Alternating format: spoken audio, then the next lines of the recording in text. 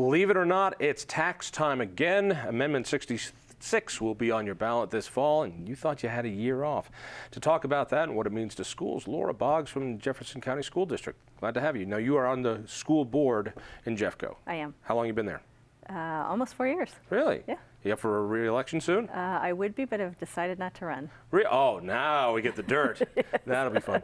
Hey, our previous guest talked about Dougco, and let me first ask, what do you think about the reforms that are going on down there? I think they're incredible. I think they're focused on the children. I think they're the right conversations. I think that the Douglas County community gets to decide how they feel about them, but from an education standpoint, they are incredibly focused on children. I think he made a little error. I think he said there were like 3,000 schools. There's not 3,000 schools. There are not 3,000 schools. Maybe 3,000 bars. I'm not too sure. Let's get back to Amendment 66. Yes. Now, this is something that just made it onto the ballot with just a few thousand signatures to spare. It's going to raise our income tax, depending upon your level of income, either 8% for everybody, and then for people who make more than 75 grand, 27.4% tax increase. So these are some serious tax increases with huge implications, particularly to small businessmen who pay themselves inside their own businesses through their tax form. Let's talk about education. Okay. What does this bill do? I hear it is about reform. You know, John, I was really excited about this conversation when it started in the beginning of 2013 because there were some really interesting reform conversations happening. But as the bill floated through the legislature, most of the good reform stuff got compromised out. So there is very little reform. Well, there's got to be some reform. I mean, we need reform in schools. This gives us tax credits, I'm sure, right? No tax credits. It gives us a way to fire bad teachers much more easily, right? No, we've already done that in Colorado. All right, so that doesn't change that. Nope. It gets us to pay better teachers a lot more money at a different schedule, right? Nope, doesn't do that either. What does Here's it what do? It does do. It changes the count day. So today in Colorado, we count the number of children that show up on October 1st or thereabouts, and the school district gets the amount of money per child based on the number of children on that that are there. one day. On that one That's day. a day where they say, come on in, free pizza, candy, it's going to be great. Pictures. Right. Yep, everybody comes on October 1st, we're all good.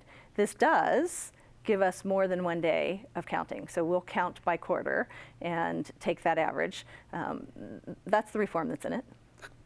Not a bad reform. It's not a bad reform. Why do you need a tax increase to do that? It doesn't cost $1 billion to get that. All right.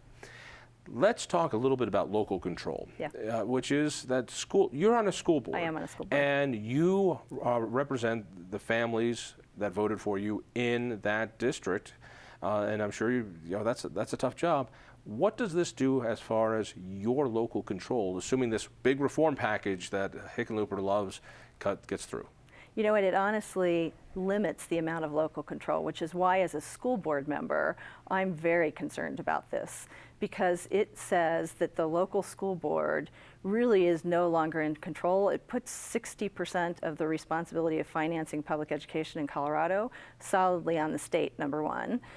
So he who has the gold rules, and so the state has lots of conversations then when they have 60% local of money. control was one of those golden jewels of Colorado education, that you have more input on the local level to get to your school board members than you do going down and influencing 100 people down at the legislature and a governor.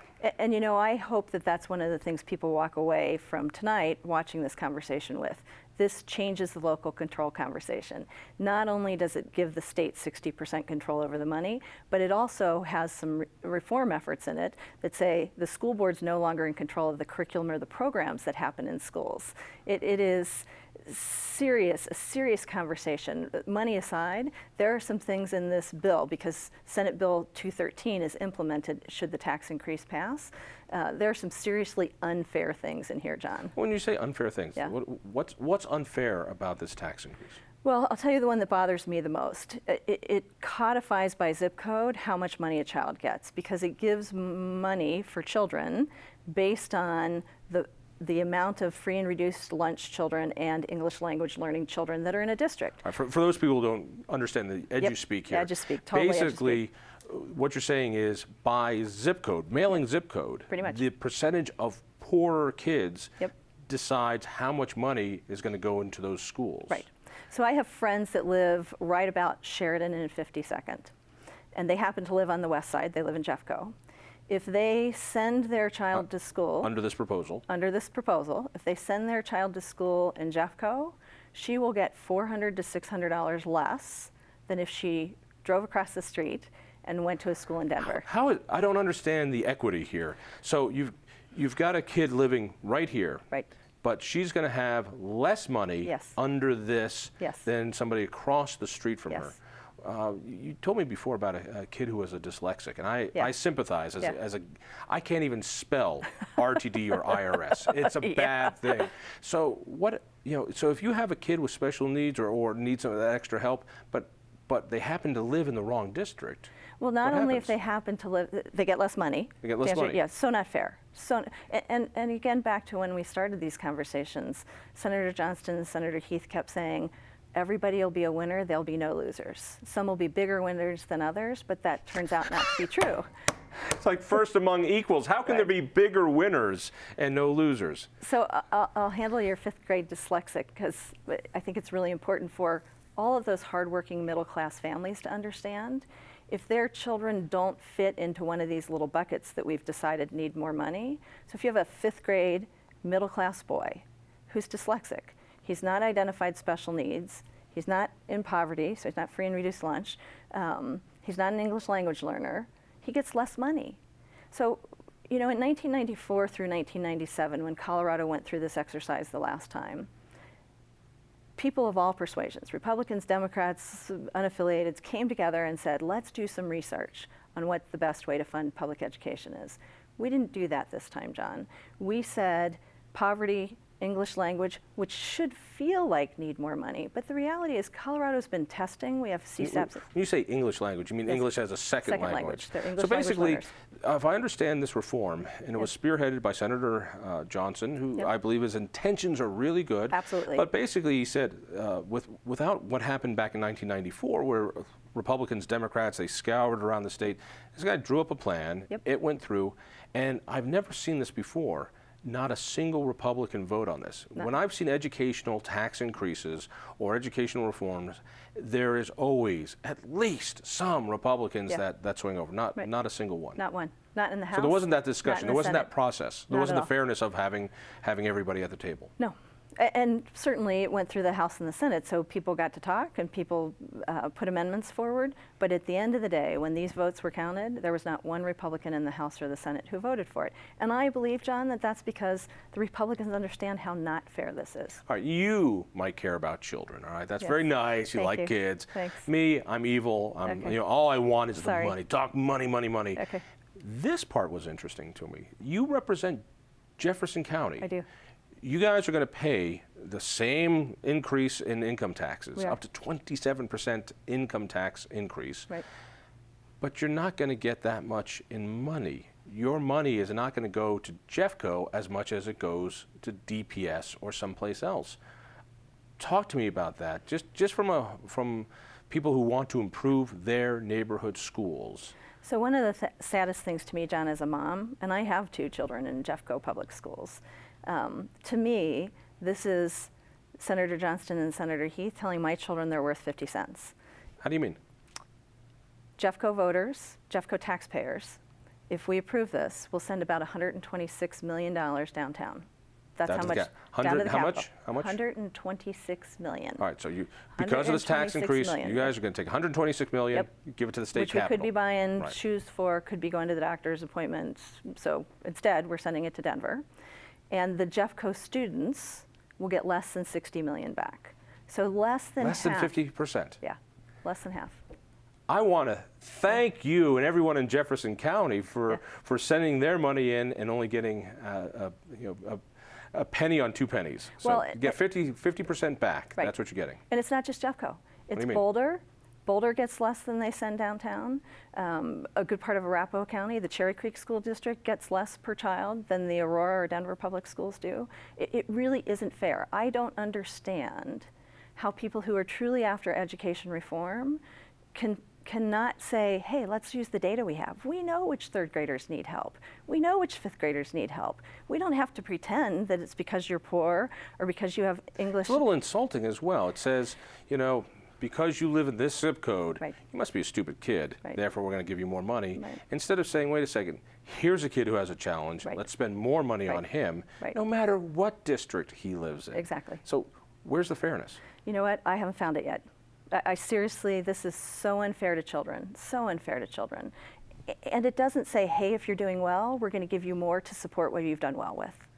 Now, let's talk about your district. Yeah. Jeffco is the largest school district. It is. You have what, 50,000 kids? In 85, 86,000. 85? Mm-hmm. 85, 86,000. Holy moly, all right. Yep. And last year, your school board asked the voters for a pretty hefty mill levy increase.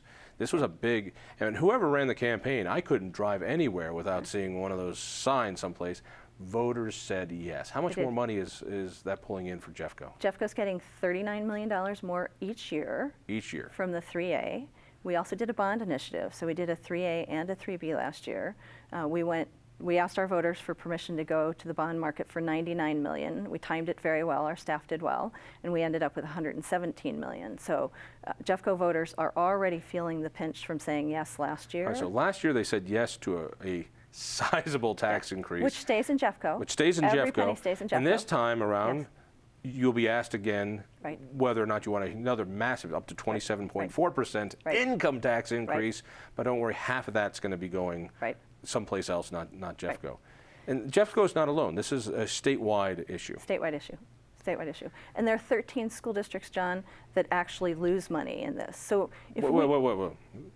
That's new information for me. Okay. 13 school districts yes. lose money. Yes. So they're going to have their income taxes increased yes. either 8% or 27.4%, yes. and they will get less money than they yes. have now? Yes. You're kidding me. No. Ledge Council ran some numbers for us. Sorry. It's true. Can't be. It's unfair. It's very unfair, but true. What's best for the kids? Really talk to me. Yeah. Talk to me about the larger issue. There's a frustration that schools are failing, and I get this, and I can sense where they're going to go with these ads. It's all about reform. This is going to be the biggest reform we have. Right. Do we need reform? Some places need reform. Some places are already on the path of reform, but reform doesn't equal money, John. You can do lots of things in your schools and in your school districts without asking the voters for more money. What we really need is a focus on children. We need our parents to have choices about where they send their children, and this bill doesn't do that. This bill says, in fact, in some cases, if you make choices, you get less money, right? So if that family chooses to come out of Denver and come over to Jeffco, that child gets less money than if they stay in Denver. I know the kumbaya thing is going on right now. Everybody's supposed to pile on and do the love fest. Yeah. We only have a few seconds left. Right. Will Jeffco join? Will your school board say, please vote for this tax increase? I honestly don't know the answer to that. It's not on any of our agendas. So as of this point, I would say I don't expect Jeffco. And great point. I'm here. I am a Jeffco school board member, but I'm speaking as Laura Boggs. Laura, thank you so much, and thank you. Listen for me on KHOW Radio. Check out the Independence Institute. Go to independenceinstitute.org. Tell a friend. Please, we'll see you next week.